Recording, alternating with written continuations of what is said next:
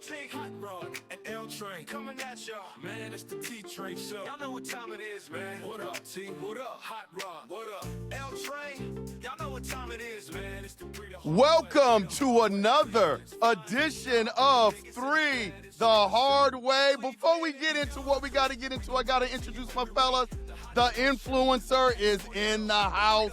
Mr. Hot Rod, Rodney Young. What's going on, Hot Rod? What is going on, 3 the Hard Way Nation? Y'all know who this is. It's your friendly neighborhood coach. And as I always say, you may not like what I'm saying, but you will listen. And in the house, the captain of 3 the Hard Way, Mr.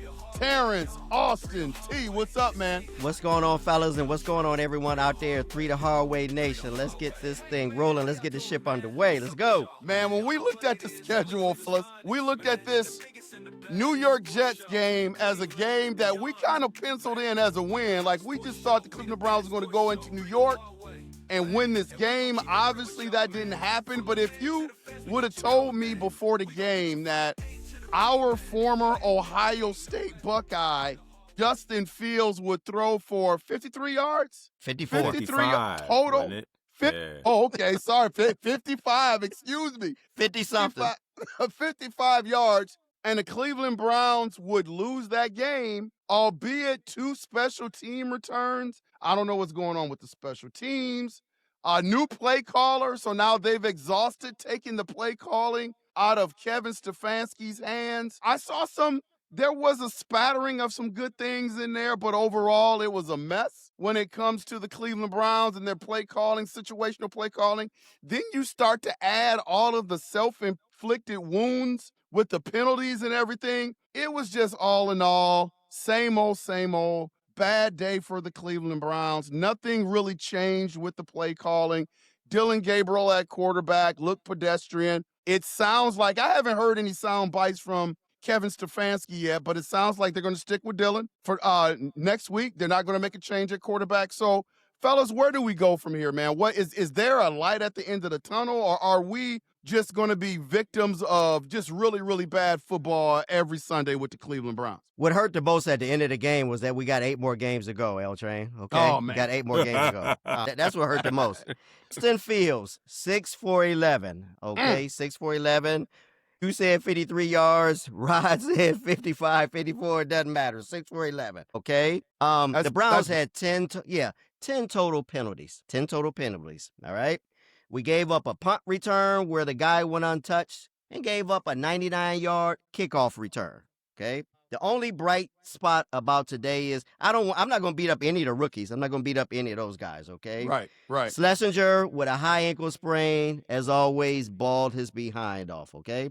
Balled his behind off. Now, he made one bad play that resulted in a Jets touchdown. Not going to hold a kid. I'm not going to hold that against the kid because, again, he's a rookie.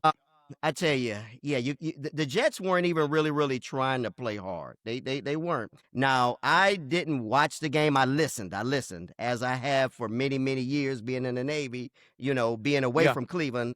All I had was a radio. Today, I listened to it, on XM Sports, and listening is like reading a book. You can picture it your own way. Right. But the picture was still ugly and scary, I tell you, at the end. It was still ugly, man. So, I don't know what to say going forward. I'm sure we'll talk about, when does Shedeur get his chance. I don't want to see Shedeur come out. I really don't. Let Dylan Gabriel play as long as he can, and then when that runs out, put in either Bailey Zappi or Deshaun Watson. I don't want Shedeur to come out because, he can't do anything. He can't do anything. Now, granted, the offensive line has been playing okay the last couple games, and I'm not going to really put it on Dylan, but I don't want to see Shedeur come out, with this mess of a team. I don't, because, again, people will say that's why he dropped to the 5th round because he's just as terrible as everything else. So I wouldn't want no parts of that. Anyway, we got 8 more games of this, man. I don't know. Go ahead, Rod. That's all I can say. So Gabriel went, I'm going to pull a cap out. He went 17 for 32 for $167 and 2 tuts. And here's the thing. He probably should have thrown 3 interceptions. How many times we've come on these airways for the 3 the Hard Way Nation and talked about the possibility of Dylan Gabriel throwing 3 or more interceptions. He threw one hospital ball that almost got Harold Fannin Jr. killed. He threw 2 passes that the pocket was clean, and he just threw them straight into the ground. The touchdown that he threw to Jerry Jeudy was a parachute ball. And what I mean by parachute ball is it was hanging in the air. Okay? Yeah, I saw He that was highlight. sacked 6 times. 3 of those sacks were his fault. They were not the off. Now, don't get me wrong. The offensive line was terrible. Again, terrible. Quinshon Judkins is running for his life. Oh, but there were 3 passes that Dylan Gabriel threw, or 3 sacks, I'm sorry, that he took, okay, that he should not have taken. All right. I'm not even angry anymore. And I know the Hard Way Nation, the Browns fans, I know y'all are angry. You can't be angry at this. And this is why. Because I'm going to say it. This team is silently tanking. That's what they're doing. And what I'm going to explain is this. The Jets are all outright tanking. They traded 2 of their best defensive players and 2 of their best players on the team. They traded them. Yeah, you can see it. Yep. Where the Browns are trying to give you the illusion that they're still competing. They didn't do nothing at the trade deadline. They've done nothing. They've run that same squad out there. Kevin Stefanski thinks that by giving the play calling responsibilities to Tommy Rees, that's going to get him off the hook. No, that's not going to get him off the hook. You can't run. You can't run, Suzanne. You can't run. So he's still a part of the problem. But I am going to, for the first time in a long time, go after Jim Schwartz. Jim Schwartz made the dumbest call I've ever seen. That was that 3rd down call where he did an all-out blitz. It was a 0 coverage blitz. That means there was no, and he got caught. He got caught in a screen. And Bryce Hall ran to the end zone. There was nobody there. He put Schlesinger in a bad position. A rookie trying to cover that, and that guard absolutely obliterated him. It wasn't nothing that he could do about it. So that was Jim Schwartz's fault right there. Now let's get back to Kevin Stefanski, right? So, and you can't, it's a lack of discipline with the Browns, with all of these penalties, a lack of discipline. And that goes back to your head coach.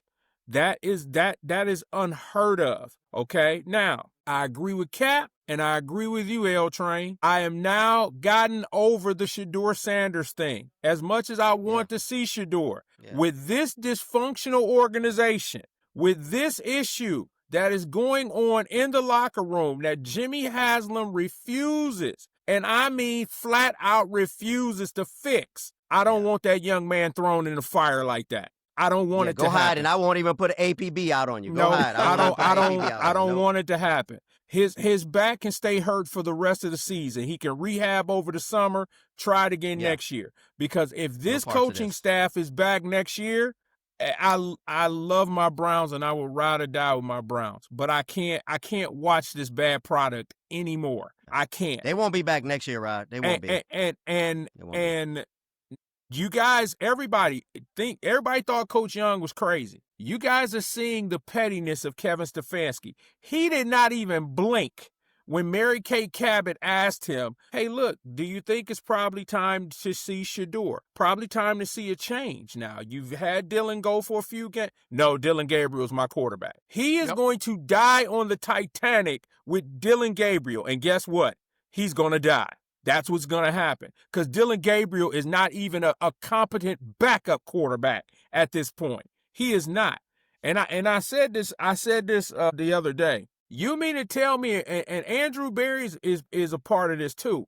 You mean to tell me that you thought Dylan Gabriel was better than Jackson Dart? You mean to tell me you're thinking that Dylan Gabriel is better than Shedeur Sanders? The quarterbacks that were drafted, you think that Dylan Gabriel was better than all of those quarterbacks? No, that is another reason why Stefanski will not put Shedeur out there, because if Shedeur is successful, it's going to make him look like an idiot. That's exactly what's going to happen. So, no, I would have rather watched paint dry today than to watch the Browns play the way that they did, but they're silently tanking. I just truly believe that. Yeah. I'm a big I'm a big horror movie buff. Anybody that knows me, I love to watch horror movies, right? And the one thing about horror movies, whether you're watching Jason or Freddy Krueger, whoever the The villain horror is. person is on the Mhm. whoever the villain is on the movie, the one thing that people do is that they hurt the villain, but you know, they have the opportunity to put in some more work on the villain so the villain doesn't come back, but they always leave the villain with a pulse. See, I think it's really important, fellas, that the Cleveland Browns go through this process with Kevin Stefanski and Dylan Gabriel.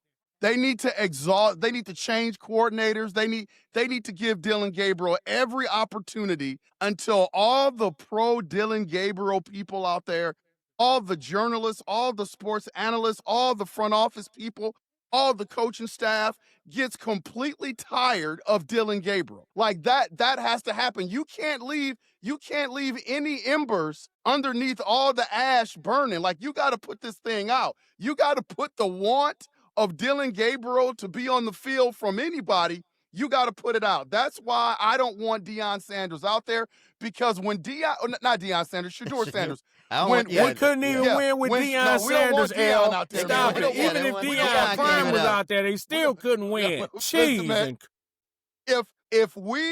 When Shedeur gets his shot, I want to give him every opportunity that they're giving Dylan Gabriel, because they are going to go down with the ship, like Hot Rod said, to go down with the ship with this Dylan Gabriel thing. Number two, I want to address Hot Rod's thing about silently tanking. Man, that could be true. And I am assuming that you're talking more front office than you're talking Kevin Stefanski, because Kevin Stefanski, I mean, he wants to coach. Like, he wants this job. And so he has to understand that if they are truly tanking, like, he's not going to survive that.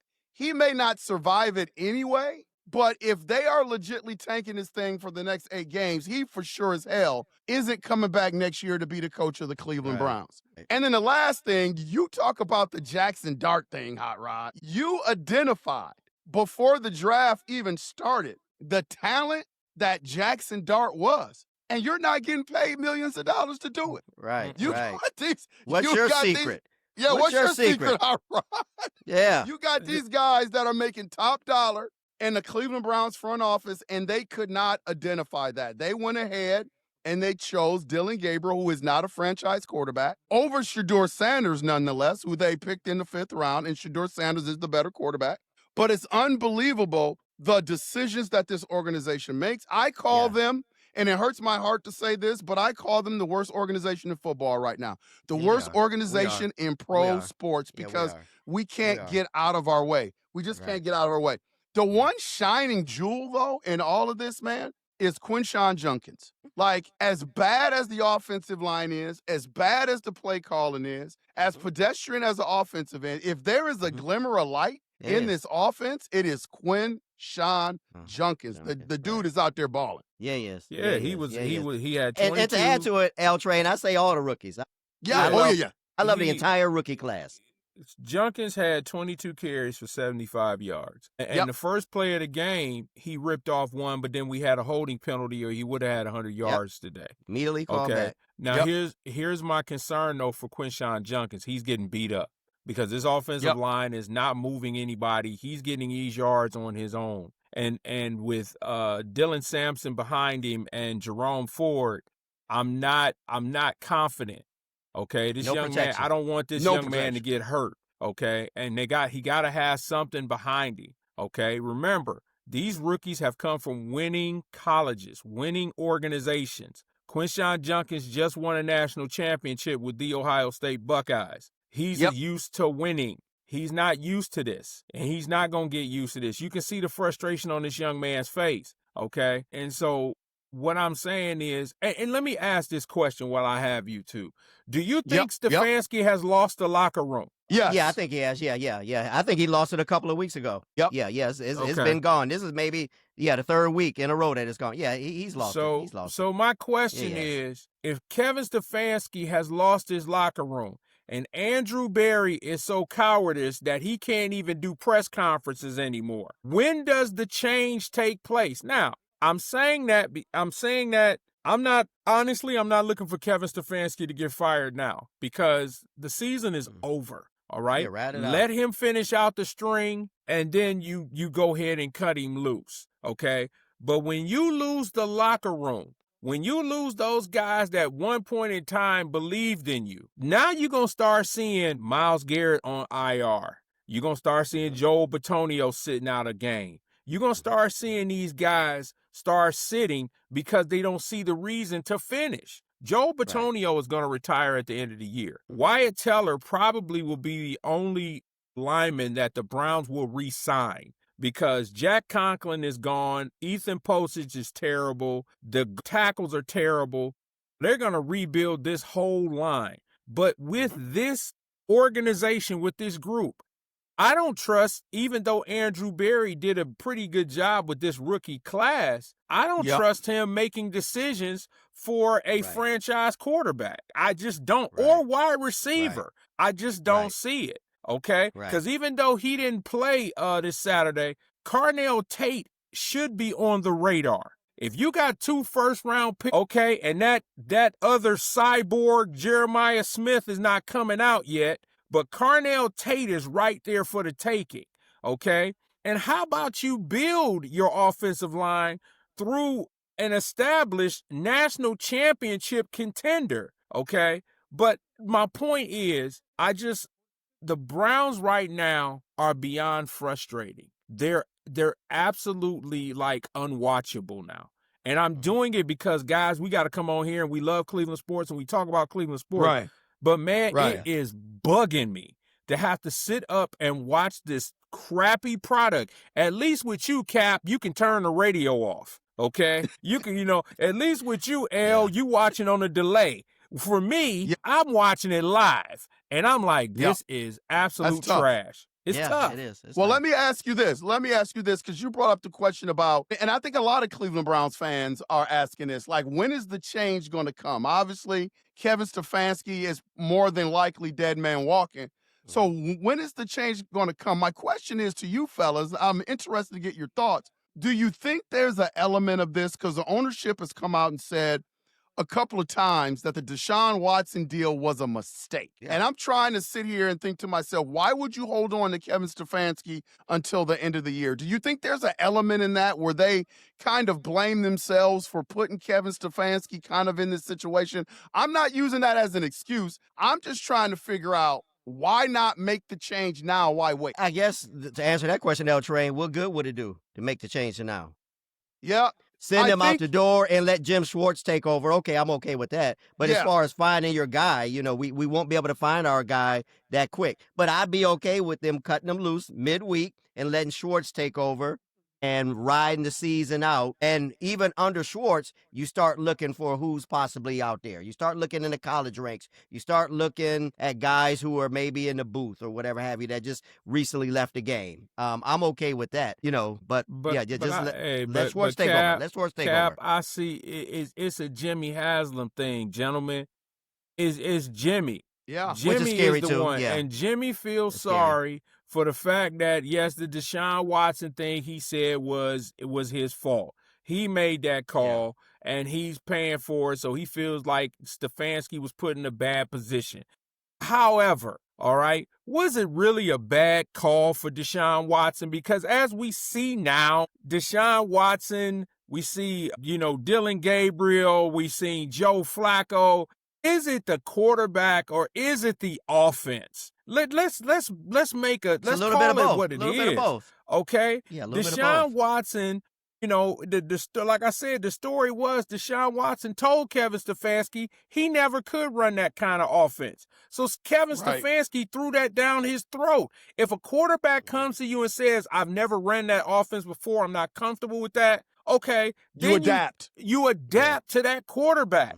He did. He said, no, the quarterback's going to adapt to me. And so I honestly now sitting here today on the ninth. Yeah, it wasn't all Deshaun's fault. It wasn't all Deshaun's fault. It wasn't all Deshaun's fault. Now, Deshaun, I keep saying his football acumen probably ain't the highest, but he's not a moron. So listen, looking at what Kevin Stefanski has done and looking at his history with quarterbacks, okay, other than the ones in Minnesota, anything outside of Minnesota. Look at these quarterbacks. He fumbled with Baker Mayfield. He fumbled him, okay, because he thought Deshaun was going to be better. He had Jacoby Brissett, who was serviceable, but then he let him walk, okay? You have 5 different quarterbacks, and then you get Joe Flacco. Joe Flacco takes you to the playoffs, but then you let him walk. Why was that? And then he was brought back to you 2 years later, and you fumbled him again.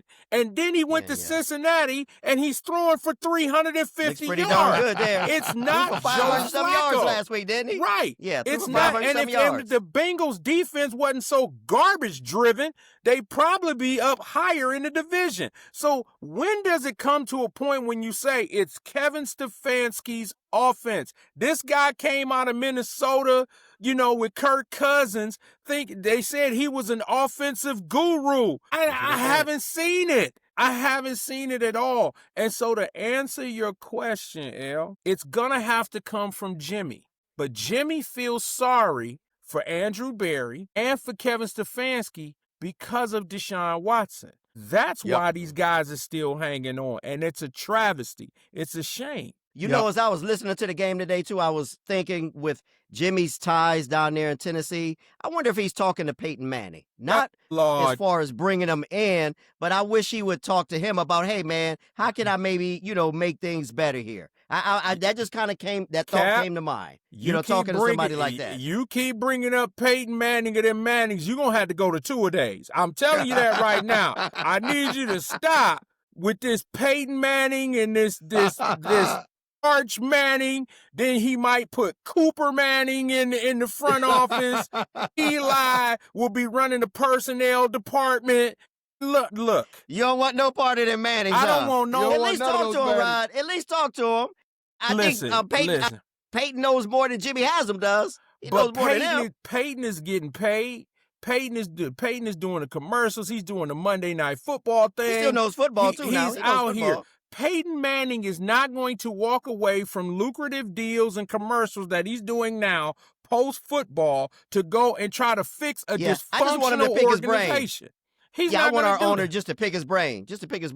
Listen, this is the same owner, Cap. This the same owner that said a homeless man told him to draft Johnny Manziel. Come on, man. That's kind of scary. My whistle is right here, T. Come on, man. Come on. Hey, Jimmy. Man. I would just say, listen, here's the benefit. Here's the benefit of getting rid of Kevin Stefanski right now is that you get the locker room back. You get the locker room back. Yeah. Because to have these guys, like I look at right now, we are wasting people's prime. Like Myles Garrett is playing some of the best football that you can play at that position. But what's starting to resonate with me is like this is becoming Joe Thomas like all over again.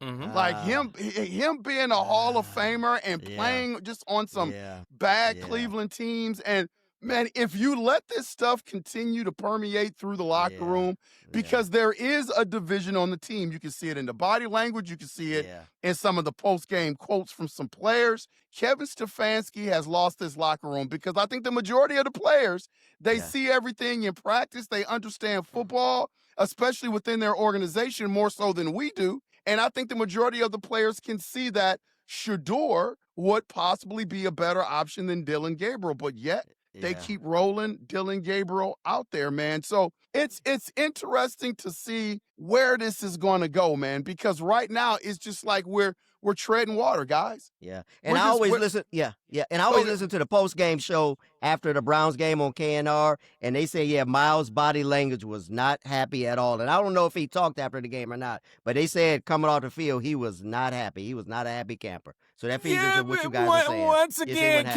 Once again, Cap, I don't feel bad for Myles Garrett. I don't. I don't feel bad for Myles Garrett, not one solitary bit. Because he took the money and signed up for it, huh? He knew this team was trash. He knew this team was going to be garbage. When he went on his press tour during the Super Bowl trying to get traded, he knew this team was garbage. And he found 40 million reasons why they all of a sudden became very good to him. period. Yeah. 40 million reasons. So, no. Yeah. Who do I feel bad for? I feel bad for Grant Delpit. I feel bad for Denzel Ward, okay? Especially Denzel Ward. I feel bad for him. Denzel Ward, Cleveland on, okay? He come back to a hometown team, and they wasted a Hall of Fame career, okay? Yeah. They did the same thing with Joe Hayden. They got rid of Joe Hayden. You understand what I'm saying? But Myles Garrett, no. I feel bad for Isaiah McGuire. I feel bad for Schlesinger, okay? Even though they playing their hearts out. Devin Bush. I feel bad for those guys. You understand Why aren't you what I'm giving saying? Myles Garrett any love, man?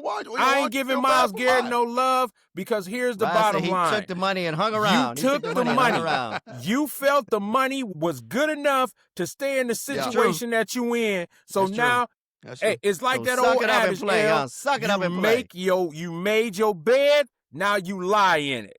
Okay? So I don't feel bad for him. The rest of the Browns, there's the other Brown, I feel bad for Joel Bitonio because Joel Bitonio was going to retire last year, but they gave him a bill of goods telling him that they was going to be this great team. So he came back. Yep. Joel Bitonio is hurt. He's out of shape. He shouldn't even be on the field, but he's doing it because he loved the game and he wanted to give the city one more chance. Plays. David Njoku. Look at David Njoku. I looked at him today. He's completely out of shape. Completely out of shape. You understand? But he said during the press conference, he said, I want to stay in Cleveland the rest of my career. Okay? I don't feel bad for Myles Garrett. And can't nobody make me feel bad for Myles Garrett. I just not. Go ahead and get your sacks, get your numbers. Go ahead and get your numbers because I'm just being honest, man. I'm just being honest, fellas, because I don't want to hear this Myles Garrett stuff. He slammed his helmet down in New England because he wanted to go back in the game. No, he didn't. He wanted to try to break the single-season record for sacks in a game, and Kevin Stefanski told him no. Come on now. L-Train, you said this yourself. This guy is not a leader. He never's been a leader, okay? The word that you use is optics. So here's the optics. The optics is this. You wanted out of Cleveland, but then they gave you 40 million reasons to stay.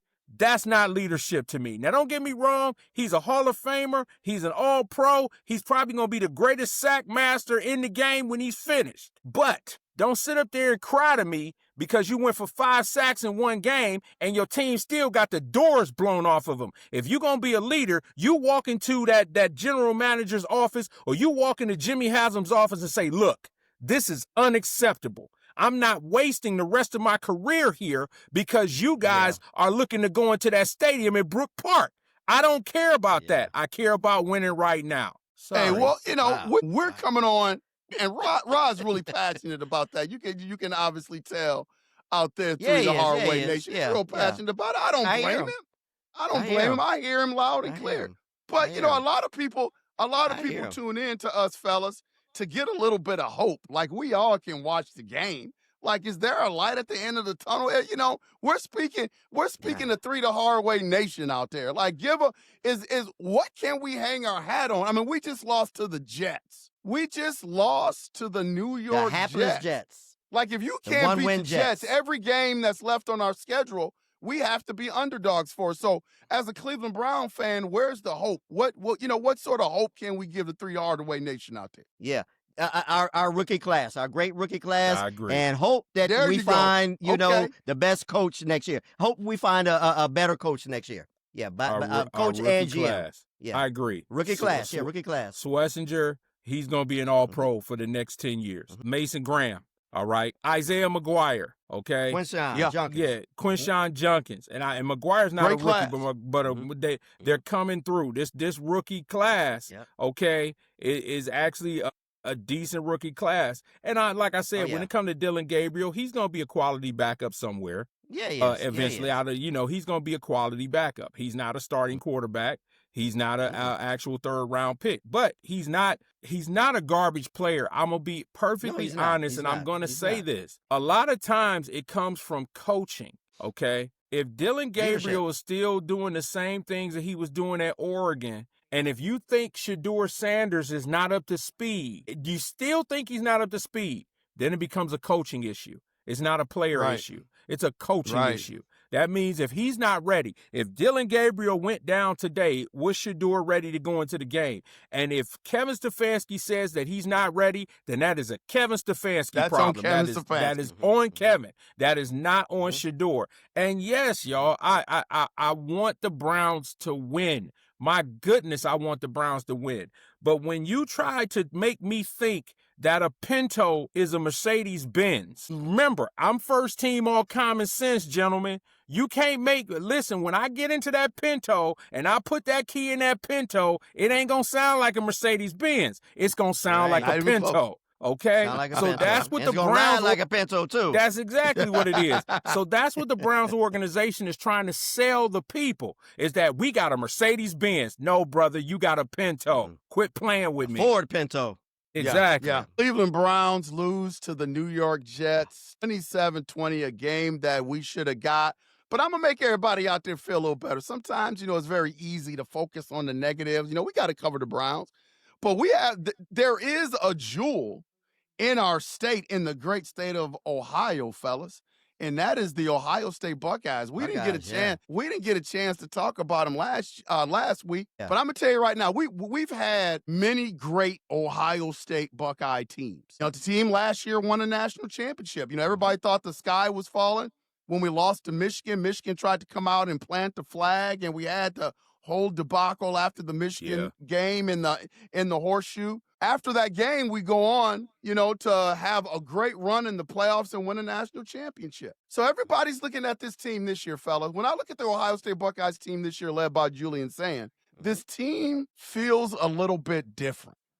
Like, I can't explain it. Like, we've had great quarterbacks before. Julian Sand is just a little bit different, in my opinion, in terms of making the right play at the right time. Unbelievable accuracy. He's got video game accuracy completion percentage in college football. That is insane numbers. The defense is better than ever. Hey, we lost our defense coordinator to Penn State.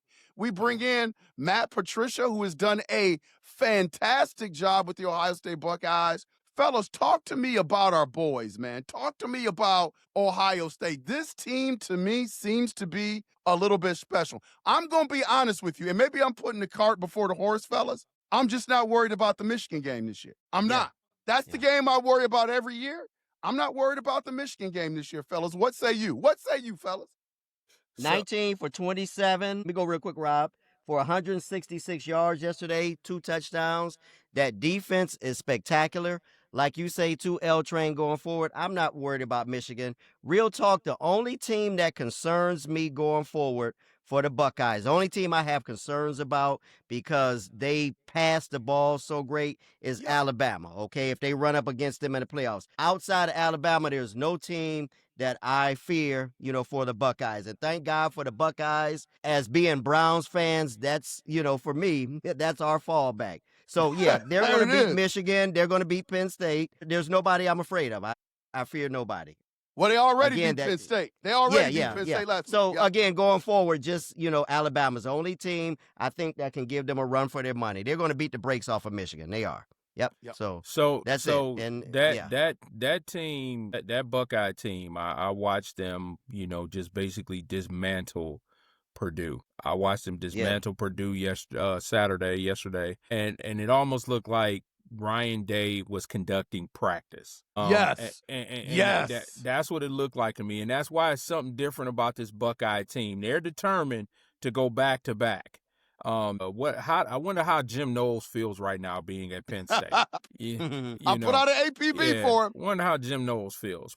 But anyway, I watched them basically just practice with Purdue because Ryan Day was throwing out his second, third string running backs. Carnell Tate sat yesterday, and Jeremiah Smith was Jeremiah Smith. He was him. I watched Julian Sane throw a dime to him in triple coverage. It was just, and Julian Sane has such control of this Ryan Day offense. I give Ryan Day all the credit in the world. They walked him through step by step, game by game. He became from a game manager when they played Texas to now he's a game changer. Okay. He threw one pick yesterday. and I don't even trip with that. That he kind of didn't see the linebacker. But I said this, and I'll say it again. Julian Sain reminds me of Drew Brees Yeah, you said that. because Drew Brees had command when he was at Purdue. He had command of the offense. I think Julian Sain's arm is stronger, but I think he still has the same mindset and command of this Ryan Day offense than any other quarterback, okay? Defensively, this defense is just off the chain. Nasty. With Caleb Downs back there, the All-American. And physical. Yes, they, Matt Patricia has created where this defense where it just throws teams off. Am I concerned about the team up north? I'm always concerned because it's not the guys. It's Ryan Day. Ryan Day seems to have a brain freeze when he plays the team up north. He becomes conservative to where you see when he played Texas on up, he's been airing the ball out. He's just been letting it go. For some reason, he tightens up against that team up north. Do I think they got the horses to beat them? Absolutely. I think they can beat the brakes off of them. Okay. And even you say Alabama, Cap, I think they'll beat the brakes off of Alabama.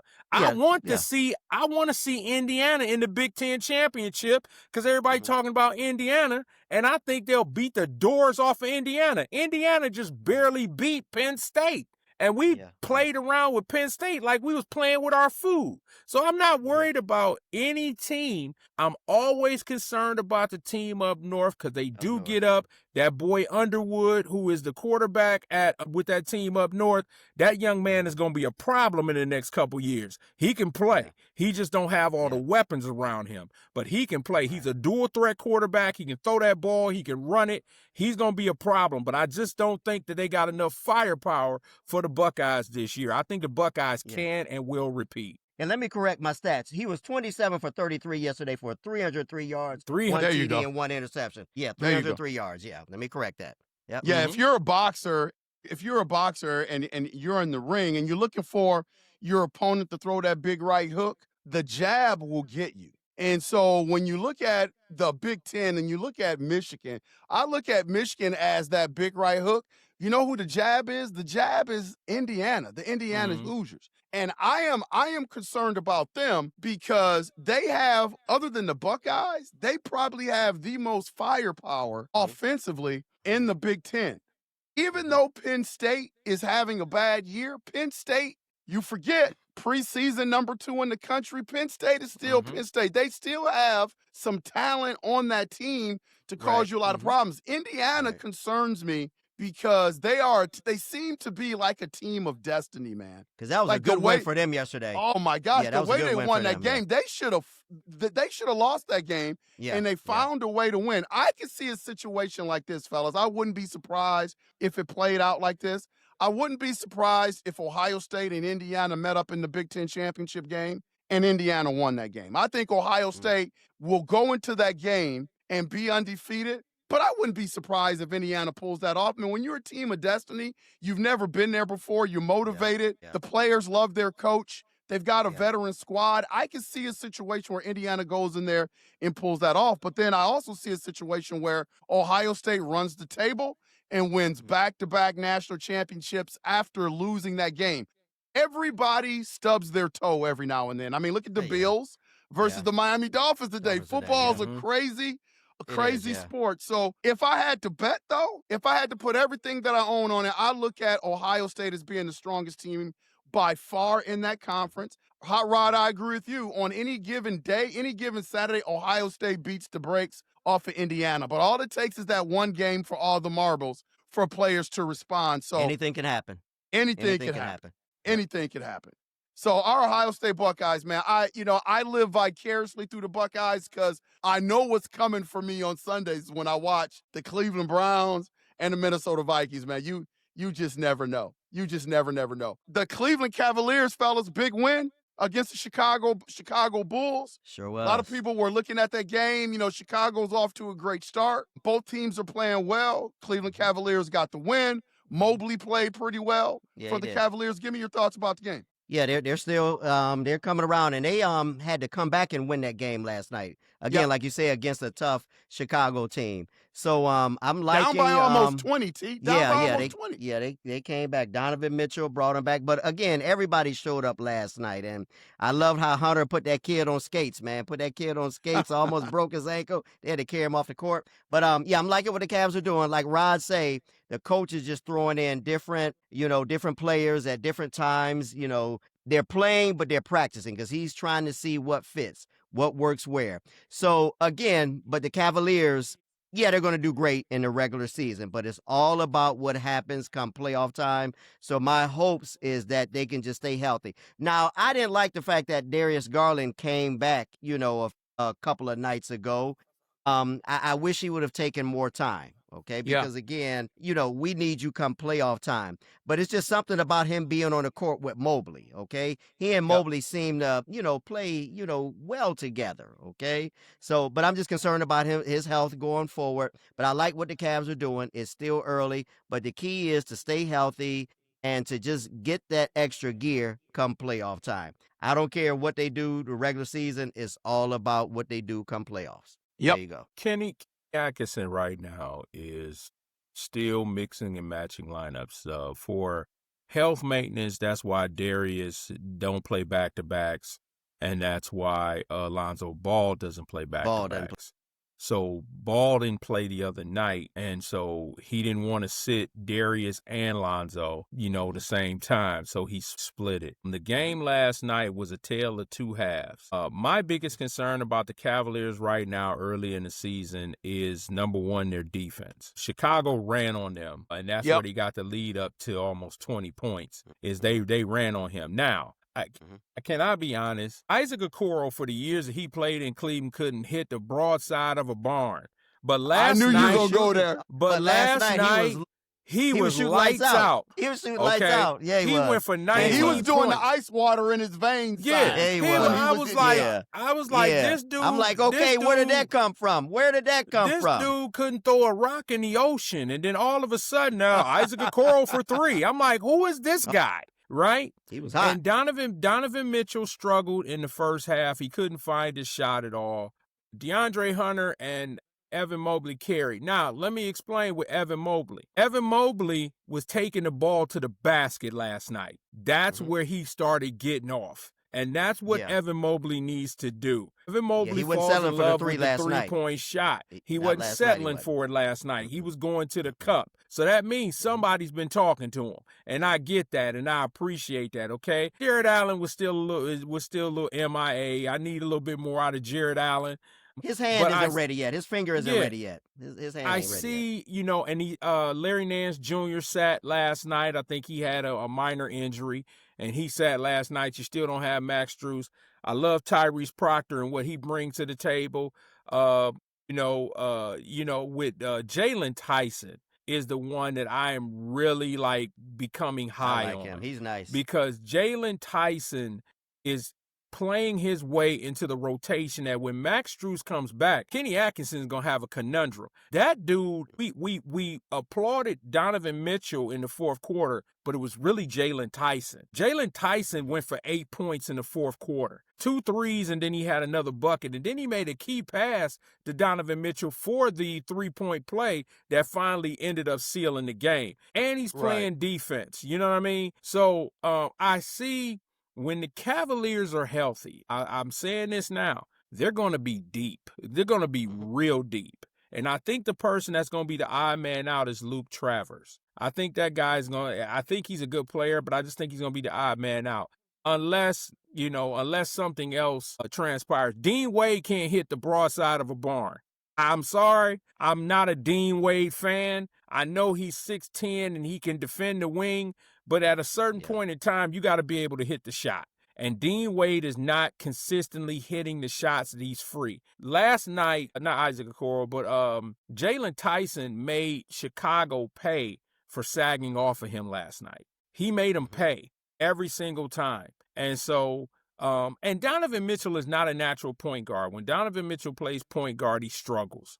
He's not a natural PG. And Lonzo Ball, as good of a passer as Lonzo Ball is, he's a liability in terms of scoring. He's not a scorer. Right. So if you're looking for 20 points out of Lonzo Ball, you're not going to get it. Craig Porter It's not Jr. his game. can be iffy. Tyrese Proctor can be iffy. The second quarter killed the Cavs. Why? Kenny Atkinson had 4-9 shooters on the floor, and with Evan Mobley, and that's not going to work. And remember, Evan Mobley is a shooter. He's not a maker. Okay, so he's still dibble dabbling, but they're 6-2. Okay, even through all that, they're 6-2. When this team is healthy, they're going to go on a run. Yeah.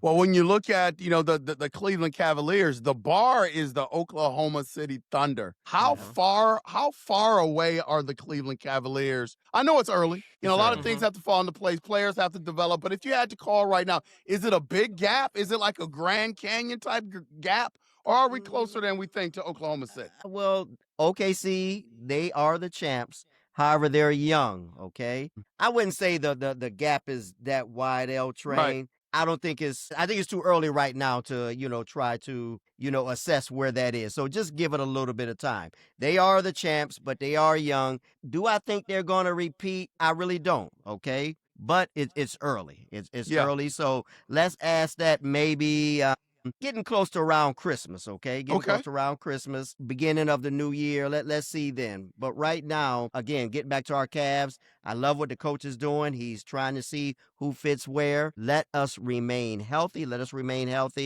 And see where this thing goes. See where it goes. I look at it from this aspect of I'm not even looking at anything out west right now. I'm not even looking at OKC. I'm not looking at San Antonio. I'm not looking at none of that. Right now, I'm looking to see if the Cavaliers can consistently beat teams in the East. They struggled with the Philadelphia 76ers without Joel Embiid. They had to slow down Tyrese Maxey.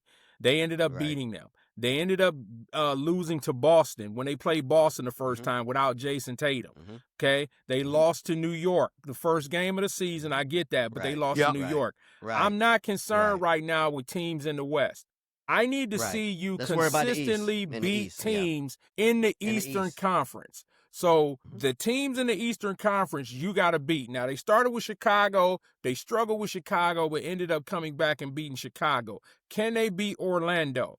Can they beat, Philadelphia with Embiid? Detroit. Can they beat New York consistently? Can they do this stuff consistently? Don't get me wrong, they'll drop one or two here and there. But if they can control the Eastern Conference, then we can talk about OKC. Because OKC, for me, OKC got a tougher road than the Cavs. Sure do. When it comes to now, San Antonio is all together. Oh, they're legit. They're legit. Wembanyama.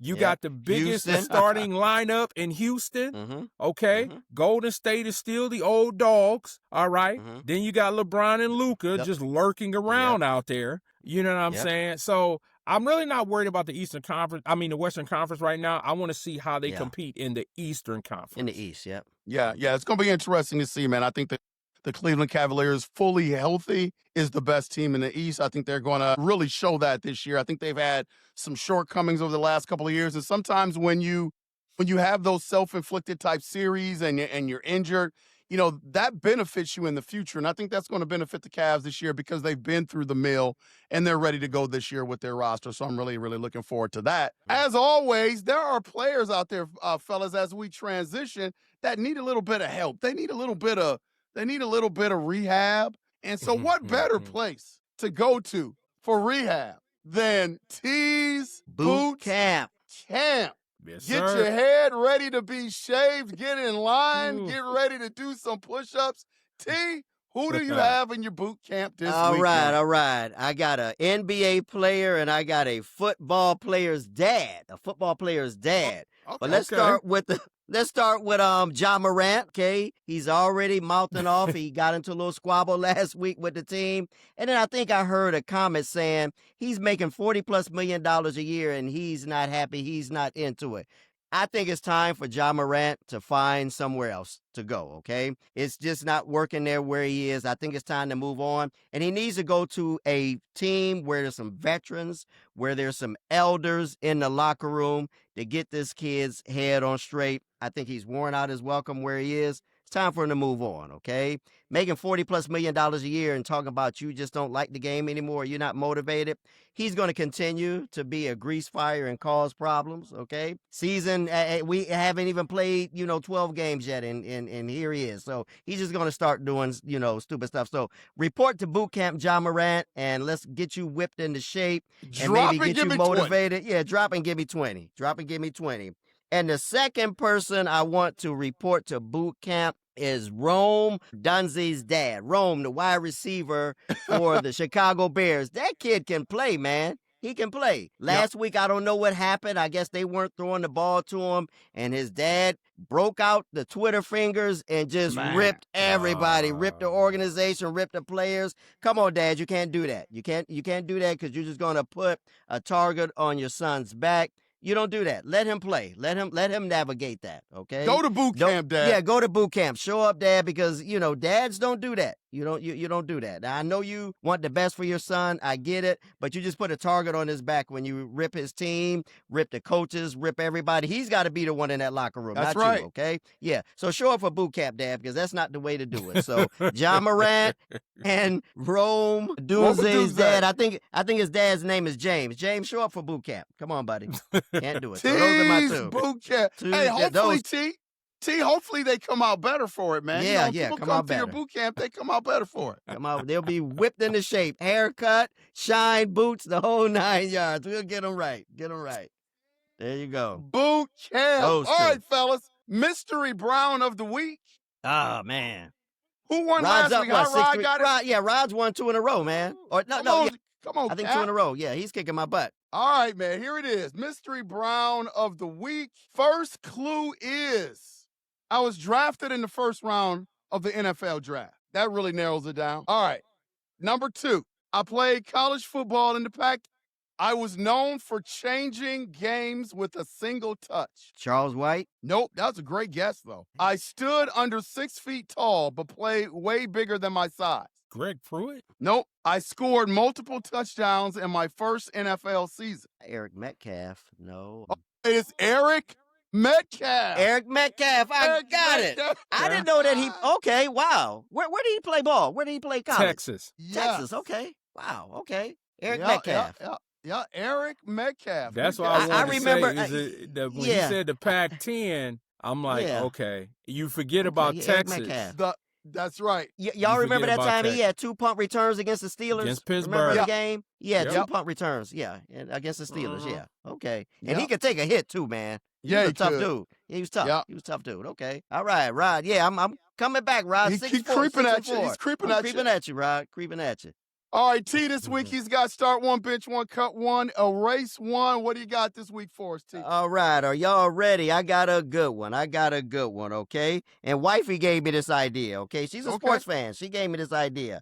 All right. What we're looking for today, fellas, are famous celebrities who are also sports fans, okay? Okay. Famous celebrities who are also sports fans, all right? All right. All right. So first, let's start with Mark Wahlberg. He's behind all those Boston teams. Let's start with Mark Wahlberg, okay? Second person, let's start with the lovely Ashley Judd. Ashley Judd, she rocks Kentucky blue. She loves Kentucky. Ashley Judd. Third, Jack Nicholson. Jack Nicholson, the great Jack Nicholson. Okay, you always see him at those Lakers games. Yep. Always see him at those Lakers games. And last but not least, New York's own Spike Lee. Woo! I knew he was So coming. those are celebrities that love sports. They rock with their team. Okay, T, so just so we clarify, what Gotcha. are we with the celebrities? What are we judging? The best sports fan out of the celebrities? Yeah, the best sport fan, the one that really, really gets down with their team. I mean, I got they you. are, they're loyal to their team. They bleed their team's colors. They rock with their team. So I who got would you start? Who would you bench? Who would you cut? And who would you erase? Again, Mark Wahlberg, Ashley Judd, Jack Nicholson, and Spike Lee. There you go. Ooh, good ones. I'll go Right. first. All right, Hot Rod. All right. So I'm going to start Spike Lee. Okay. I'm going to bench Jack Nicholson. I'm going to cut Mark Wahlberg.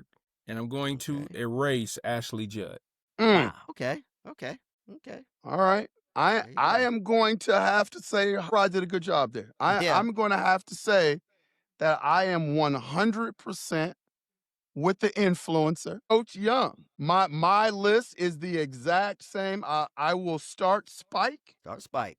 I will bench Jack. I will cut Mark, and I will erase Ashley Judd. The exact Wow. same order. Great minds think Wow. alike, man. Wow. Great minds Okay, think alike. we're all pretty similar. Okay, we're all pretty similar. I'm going to, of course, start Spike. I'm going to bench Jack Nicholson. I'm going to cut Ashley Judd. And Woo. I'm going to erase Mark Wahlberg just for the mere fact that I hate the Boston Celtics, I hate the Red Sox, and I hate the Patriots. Okay, that's that just for that reason and that reason only. I hate Boston sports. Got to respect for them, mad respect, but I hate the Red Sox. I can't stand them Celtics, and I definitely can't stand the Patriots. So that's it. Man, There that you was go. a good one. That was That's a different angle. Tell Wifey she did a really good job. Mhm. Thanks. She came up with good that job, idea. Yeah. Yeah. There you go. Good one. Hey, we should do this. We should put this in rotation. Have the wives do start one, bench one, cut one, Yeah. erase one every now and then. That was a good Right, job. That'd be- That was a That'd be good pretty job. good. Yeah. All right, fellas, it's time for our parting shots. What do you got for parting shots? I'll start. The best thing that happened last week was the Browns severing ties with Paul DePodesta, okay? Yeah. I never knew what his role was, never could understand it. All I know is the whole time that he was with our organization, we never won, okay? He was a baseball guy. And to add to it, he was rarely in Cleveland. He was always in San Diego. Always in San Diego. How that came about, again, what his role was, I never could understand it. So, but when they got rid of him last week, or he left, he cut ties, whatever have you, I clap for joy, okay? I guess he's going to work with the Colorado Rockies, which suits him. He's a baseball guy. What does he know about football? What does he know about Right. football? So I'm glad to see him go. Good riddance. We never, again, I never knew his role, and we never won with him. So that was a good thing. Goodbye, Paul DePodesta. That's Hey, a good one, man. That's a good one. How right? What do you got? That he was at the game today with Jimmy was he? Hasler. Yeah. For what reason? For what reason? Because he was just there. Mm. So Okay. my parting shot is I want to send prayers up to the Hall of Famer Joe Thomas. He's dealing with some physical issues, fighting some physical ailments right now. Joe Thomas is the personification of a professional, probably Class one of the greatest left tackles in the game that was in the game. Yep. And so, this when you listen to him talk on the microphone, he's very astute, very entertaining. Mhm. He breaks down offensive line play to a science, so I just speedy recovery and hope you feel better. Hoffer, they call him the Hoffer. So shout out to Joe Thomas. That's right. It's another good one, man. Oh yeah. Another good one. My parting shot goes out to Marshawn Nealon for the Dallas Cowboys. He was my But just next a very one, he's just a very unfortunate situation, man. And sorry to hear that for the Dallas community, his family, his teammates, ownership, coaches. When something like that happens within your organization, it really affects everybody. But if there is no silver lining in this. But the one thing that when stuff like this happens, it makes people aware and makes them highly sensitive of people that are around them. And if you have people that are, maybe going through some stuff, make sure you communicate with them, man. Give them another outlet to be able to say some things. Even if you don't see outward signs, just make sure you communicate with people that are around you, because sometimes if you wait, it may be too late. And Life is precious. Yes. Prayers out to the Dallas Cowboys and his family. Yep. Hopefully we can prevent some of these things from happening in the future. But that is my parting shot, man. Really sad story that affected me this week. So when somebody hits your mind, just go ahead and reach out and just say hello. Yeah, call That's them. it, because you That's never right, know what a person is going through, That's it. man. Just it don't matter if they got money, if they don't have money. If they hit your mind, just go ahead and say hello. Yep. Say, hey, man, I'm thinking about you. I was just That's thinking right, about man. you. I didn't want anything. I'm just thinking about you. yeah, that does wonders for people, fellas. Oh, yeah. Just reaching out and doing that, it does wonders for people. Right. Well, fellas, another Right. great show. 3, The Hard Way is still going strong. Please hit that like and subscribe button. Button. Share the show to anyone that you think may be interested we're continuously growing this thing by leaps and bounds. And one other thing before we go, fellas, y'all see me rocking my Navy stuff. I just want to shout out all the veterans. Tuesday is Veterans Day, so those who have served, those who are currently serving, my hat's off to you. Stay safe, and I love you. Same to me. Thank you for your service, all the veterans out there. Thank you all for your service. My father, rest his soul, was a member of the United States Air Force. So to all those that serve this country, that have given us our freedoms, we want to salute you and say thank you for your service. So from us at 3 the Hard Way, especially Coach Young, we love you guys. Keep fighting.